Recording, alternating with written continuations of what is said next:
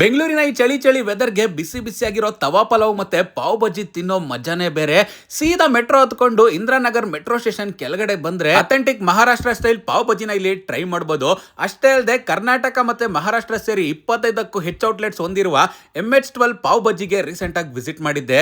Comfortable seating ಜೊತೆಗೆ ambience ನೋಡಿ ನನಗಂತೂ ತುಂಬಾನೇ ಖುಷಿ ಆಯ್ತು. ಒಳಗಡೆ ಹೋಗಿ ಸೆಟ್ಲ್ ಆಗ್ತಾ ಇದ್ದಂಗೆ ಮೊದಲಿಗೆ ಒಂದು ಜಾಮೂನ್ ಶಾಟ್ಸ್ ನ ಆರ್ಡರ್ ಮಾಡಿದೆ. ಕುಡಿಯೋದಕ್ಕಂತೂ ಸಕ್ಕತ್ತಾಗಿತ್ತು. ಒಂದೇ ಒಂದು ಡ್ರಾಪ್ ಆಯಿಲ್ ನು ಯೂಸ್ ಮಾಡದೆ ಕಂಪ್ಲೀಟ್ ಆಗಿ ಅಮೂಲ್ ಬಟರ್ ಇಂದ ಎಲ್ಲ ಐಟಮ್ಸ್ ಪ್ರಿಪೇರ್ ಮಾಡ್ತಾರೆ. ಖುಷಿ ಪಡೋ ವಿಚಾರ ಏನಂದ್ರೆ ಬಾಜಿ ಅಥವಾ ತವಾ ಪಲಾವ್ ನ ನೀವು ಪಾರ್ಸಲ್ ಗೆ ಕೆಜಿ ಲೆಕ್ಕದಲ್ಲಿ ತಗೊಂಡು ಹೋಗಬಹುದು. ಪ್ರೈಸಿಂಗ್ ವಿಚಾರಕ್ಕೆ ಬಂದ್ರೆ ಅಫೋರ್ಡಬಲ್ ಅಂತಾನೆ ಹೇಳ್ಬೋದು. ಬೆಂಗಳೂರಲ್ಲೇ ಇವ್ರದ್ದು 2 ಕಡೆ ಔಟ್ಲೆಟ್ಸ್ ಇದೆ, ಒಂದು ಇಂದ್ರಾನಗರ, ಇನ್ನೊಂದು ಸಂಜಯ್ ನಗರ.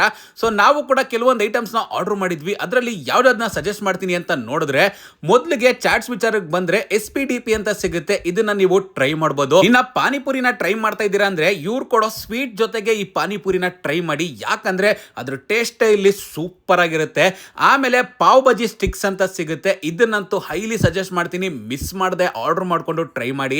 ಇನ್ನು ದಹಿ ಬೇಲ್ ಅಂತ ತಗೊಂಡ್ವಿ, ಇದು ಆಸ್ ಯೂಶುವಲ್ ತಿನ್ನೋದಕ್ಕೆ ತುಂಬಾನೇ ಚೆನ್ನಾಗಿತ್ತು. ಈ ವೆದರ್ಗೆ ಹೇಳ್ ಮಸಾಲಾ ಭರಿತವಾಗಿರೋ ತವಾ ಪಲಾವ್ ನ ಮಿಸ್ ಮಾಡದೆ ಟ್ರೈ ಮಾಡಿ. ಪಾವ್ ಬಜ್ಜಿ ವಿಚಾರಕ್ಕೆ ಬಂದ್ರೆ ಕ್ರೀಮಿಯಾಗಿ ಬಟರಿಯಾಗಿ ಆ ಬಿಸಿ ಬಿಸಿಯಾಗಿರೋ ಪಾವ್ಗೆ ಈ ಬಾಜಿನ ಹಾಕೊಂಡು ಟೇಸ್ಟ್ ಮಾಡ್ತಾ ಇದ್ರೆ ಆ ಫ್ಲೇವರ್ ಅಲ್ಲಿರೋ ಯೂನಿಕ್ನೆಸ್ ನ ನೀವು ಡೆಫಿನೆಟ್ ಆಗಿ ಎಂಜಾಯ್ ಮಾಡ್ತೀರಾ. ಪುಣೆ ಸ್ಪೆಷಲ್ ಮಸ್ತಾನಿ ಸಿಗುತ್ತೆ, ರಿಯಲ್ ಫ್ರೂಟ್ ಪಲ್ಪ್ ಇಂದ ಮಾಡಿರ್ತಾರೆ, ಕುಡಿಯೋದಕ್ಕಂತೂ ಸಕ್ಕತ್ತಾಗಿರುತ್ತೆ.